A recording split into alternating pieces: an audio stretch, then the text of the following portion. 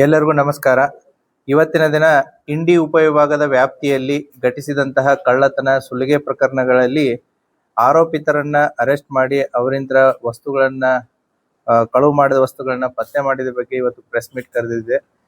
Press ಮೀಟಿಗೆ ಬಂದಂತ ತಮಗೆಲ್ಲರಿಗೂ ಸ್ವಾಗತವನ್ನ ಕೋರುತ್ತಾ, ಇಂಡಿ ಉಪವಿಭಾಗದ ವಿವಿಧ ಪೊಲೀಸ್ ಠಾಣೆಗಳಲ್ಲಿ 2024, 25 ಮತ್ತು 26ಗಳಲ್ಲಿ ಏನು ಪ್ರಕರಣಗಳು ದಾಖಲಾಗಿತ್ತು, ಆ ಪ್ರಕರಣಗಳಿಗೆ ಸಂಬಂಧಪಟ್ಟಂತೆ ಡಿಎಸ್ಪಿ ಇಂಡಿ ಸದಾಶಿವ ಕಟ್ಟಿಮನಿ ಅವರ ನೇತೃತ್ವದಲ್ಲಿ ಮತ್ತು ಇಂಡಿ ಉಪವಿಭಾಗದ ಎಲ್ಲ ಸಿಪಿಐ ಮತ್ತು PSI ನೇತೃತ್ವದಲ್ಲಿ ಕಳೆದ 2 ತಿಂಗಳಿಂದ ತಂಡಗಳನ್ನ ರಚನೆ ಮಾಡಿಕೊಂಡು ಪತ್ತೆ ಕಾರ್ಯವನ್ನು ಕೈಗೊಂಡಿದ್ರು. ಆ ಹಿನ್ನೆಲೆಯಲ್ಲಿ ಇಂಡಿ ಉಪವಿಭಾಗದಲ್ಲಿ ಒಟ್ಟು 20 ವಿವಿಧ ಸ್ವತ್ತಿನ ಪ್ರಕರಣಗಳಲ್ಲಿ 42 ಜನ ಆರೋಪಿತರನ್ನ ಅರೆಸ್ಟ್ ಮಾಡಿ ಅವರಿಂದ ಸುಮಾರು 1,20,04,750 ರೂಪಾಯಿ ಮೌಲ್ಯದ ಬಂಗಾರ, ಬೆಳ್ಳಿ, ಕಳುವಾದಂತ JCB, ಪಿಕಪ್, ಸ್ಕಾರ್ಪಿಯೋ, ಟ್ರ್ಯಾಕ್ಟರ್ ವಾಹನಗಳು ಮತ್ತೆ ನೀರಿನ ಪಂಪ್ ಸೆಟ್ಗಳು, 2 ವೀಲರ್ಸ್ಗಳನ್ನ ನಮ್ಮ ಪೊಲೀಸರು ವಶಪಡಿಸಿಕೊಳ್ಳುವಲ್ಲಿ ಯಶಸ್ವಿಯಾಗಿದ್ದಾರೆ. ಸೊ ಅದರಲ್ಲಿ ಕೆಲವೊಂದಿಷ್ಟು ಆಯ್ದ ಇಂಪಾರ್ಟೆಂಟ್ ಪ್ರಕರಣಗಳನ್ನ ಮಾತ್ರ ತಮ್ಮ ಗಮನಕ್ಕೆ ತರೋದಕ್ಕೆ ಇಷ್ಟಪಡ್ತೀನಿ. ಸೊ ಚಡ್ಚನ್ ಪೊಲೀಸ್ ಠಾಣೆಯಲ್ಲಿ ಶಿರಾಡೋನ್ ಗ್ರಾಮದಲ್ಲಿ ಒಂದು ದೇವಸ್ಥಾನ ಕಳ್ಳತನ ಆಗಿತ್ತು. ಸುಮಾರು 6,51,000 ವರ್ತ್ ವ್ಯಾಲ್ಯೂವನ್ನು ಕಳ್ಳತನ ಮಾಡ್ಕೊಂಡಿದ್ರು. ಅದರಲ್ಲಿ ಕೂಡ ಆರೋಪಿತರನ್ನ ಮಹಾರಾಷ್ಟ್ರದ ಆರೋಪಿತರನ್ನ ಬಂಧನ ಮಾಡಿ ಅವರಿಂದ ಎಲ್ಲ ವಸ್ತುಗಳನ್ನ ವಶಪಡಿಸಿಕೊಂಡಿದ್ದಾರೆ. ಸುಮಾರು 6,42,000 ವಸ್ತುಗಳನ್ನ. ಅದೇ ರೀತಿ ಚಡ್ಚನ ಪೊಲೀಸ್ ಠಾಣೆಯ ಟಾಕಳಿ ಗ್ರಾಮದಲ್ಲಿ ಪಿಕಪ್ ಗೂಡ್ಸ್ ವಾಹನ, ಮನೆ ಮುಂದೆ ಇದ್ದಂತ ಪಿಕಪ್ ಗೂಡ್ಸ್ ವಾಹನವನ್ನ ಕೂಡ ಕಳ್ಳತನ ಮಾಡ್ಕೊಂಡು ಹೋಗಿದ್ರು. ಅವನು ಕೂಡ ಆರೋಪಿ ಉಸ್ಮಾನಾಬಾದ್ ಜಿಲ್ಲೆಯವನು. ಅವನಿಂದನೂ ಕೂಡ ಈ ಪಿಕಪ್ ಗೂಡ್ಸ್ ವಾಹನವನ್ನ ವಶಪಡಿಸಿಕೊಳ್ಳುವಲ್ಲಿ ಪೊಲೀಸರು ಯಶಸ್ವಿಯಾಗಿದ್ದಾರೆ.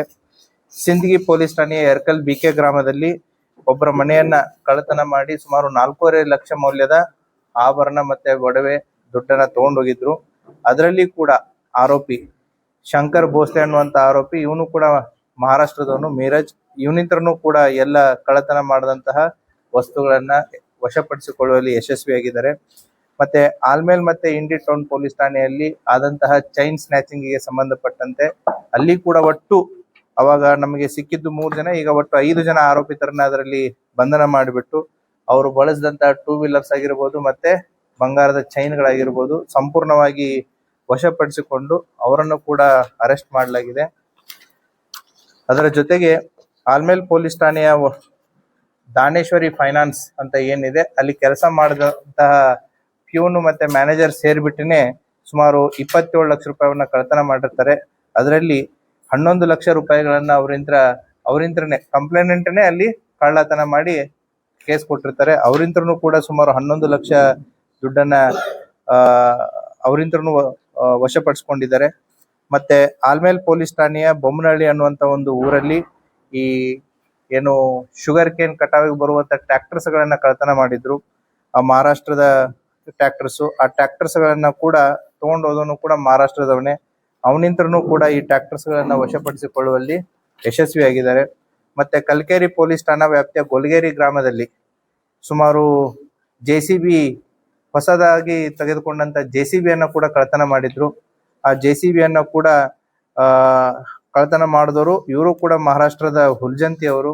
ಅವರಿಂತ್ರನು ಕೂಡ ಈ ಪೂರ್ತಿ JCB ಅನ್ನ ಏನು ತಗೊಂಡೋಗಿದ್ರು ಸುಮಾರು 35 ಲಕ್ಷ ವರ್ತ್ JCB, ಅದನ್ನು ಕೂಡ ವಶಪಡಿಸಿಕೊಳ್ಳುವಲ್ಲಿ ನಮ್ಮ ಪೊಲೀಸರು ಯಶಸ್ವಿಯಾಗಿದ್ದಾರೆ.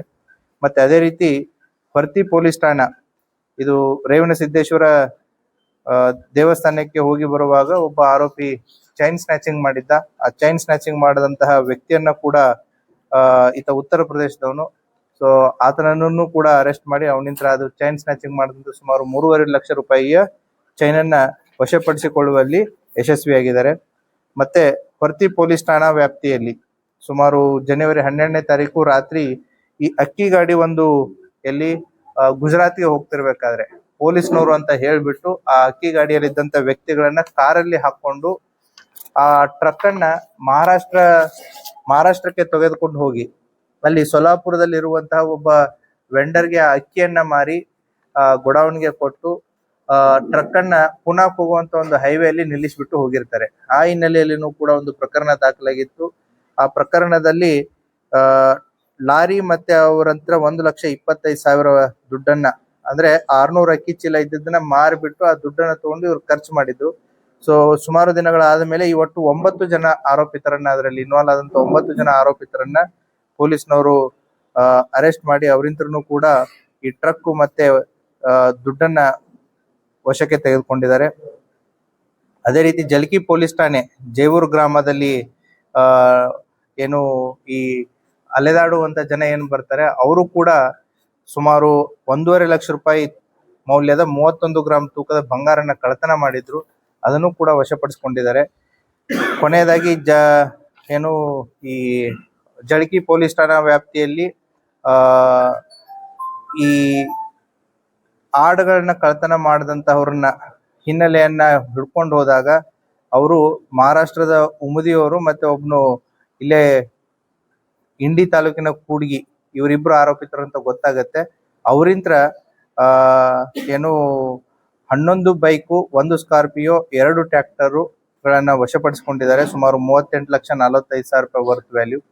ಹೀಗೆ ಇಂಡಿ ಉಪವಿಭಾಗದಲ್ಲಿ ಕಳೆದ 2 ತಿಂಗಳಿಂದ ನಡೆದಂತಹ ಒಂದು ಸ್ಪೆಷಲ್ ಡ್ರೈವ್ ಇಂದ ಒಟ್ಟು 20 ಸ್ವತ್ತಿನ ಪ್ರಕರಣಗಳಲ್ಲಿ 42 ಜನ ಆರೋಪಿತರಿಂದ ಸುಮಾರು 1,20,40,750 ರೂಪಾಯಿ ಮೌಲ್ಯದ ವಸ್ತುಗಳನ್ನ ವಶಪಡಿಸಿಕೊಳ್ಳುವಲ್ಲಿ ಇಂಡಿ ಉಪವಿಭಾಗದ ಎಲ್ಲ ಅಧಿಕಾರಿ ಮತ್ತೆ ಸಿಬ್ಬಂದಿ ವರ್ಗದವರು ಯಶಸ್ವಿಯಾಗಿದ್ದಾರೆ. ಅವರು ಮಾಡಿದಂತ ಈ ಕರ್ತವ್ಯವನ್ನ ನಾನು ಶ್ಲಾಘಿಸ್ತೀನಿ. ಮತ್ತೆ ಅವ್ರಿಗೆ ಇದೇ ರೀತಿ ಕೆಲಸವನ್ನ ಮಾಡ್ಲಿ ಅಂತ ಹೇಳಿ ಆಶಿಸ್ತೇನೆ. Thank you. ಇದು ಬಾಗಲಕೋಟು ಏನು ಗುಜರಾತಿಗೆ ಹೋಗೋದು.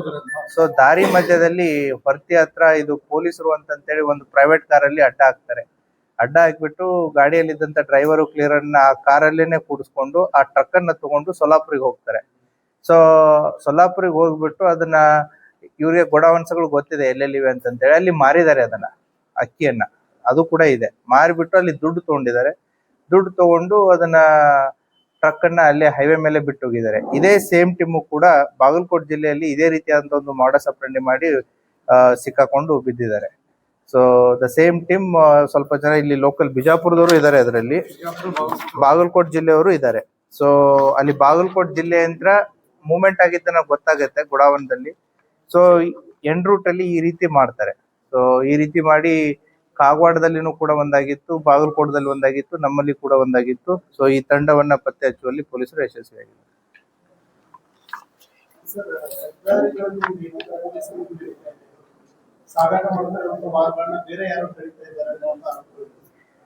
ಹಾಗೆ ಯಾರು ತಡಿತಾರೆ ಮಾಡ್ತಾರೆ ಅವ್ರು ಏನಾದ್ರು ಕಂಪ್ಲೇಂಟ್ ಕೊಟ್ರು ಅಂತಂದ್ರೆ, ಯಾರು ತಡೆದಿರ್ತಾರೆ ಅವ್ರ ಮೇಲೆ definitely will take the action. ಆ ರೀತಿ ನೈತಿಕ ಮಾಡೋದಕ್ಕೆ ಯಾರಿಗೂ ಅವಕಾಶ ಇಲ್ಲ, ಅಧಿಕಾರನೂ ಇರಲ್ಲ. ಮಾಡದಂತದ್ದು ಏನಾದ್ರು ಅವ್ರು ಬಂದು ಕಂಪ್ಲೇಂಟ್ ಕೊಟ್ರೆ 100% ಕ್ರಮ ತಗೊಳುತ್ತೆ. ಅದು ಪೊಲೀಸರಿಗೆ ತಂದು ಮಾಹಿತಿ ಕೊಟ್ಟಿದ್ದಾರೆ, ಅದನ್ನ ಕೇಸ್ ರಿಜಿಸ್ಟರ್ ಮಾಡಿದ್ದಾರೆ. ಸೊ ಯಾರಿಗೆ ಸಾರ್ವಜನಿಕರಿಗೆ ಅದ್ರ ಬಗ್ಗೆ ಮಾಹಿತಿ ಇತ್ತು ಅಂದ್ರೆ ಪೊಲೀಸರಿಗೆ ಇಂಟಿಮೇಟ್ ಮಾಡ್ಲಿ. ಸೊ ಅವರಾಗೆ ಕೂಡ ಯಾರು ಏನು ಮಾಡೋದು ಬೇಡ.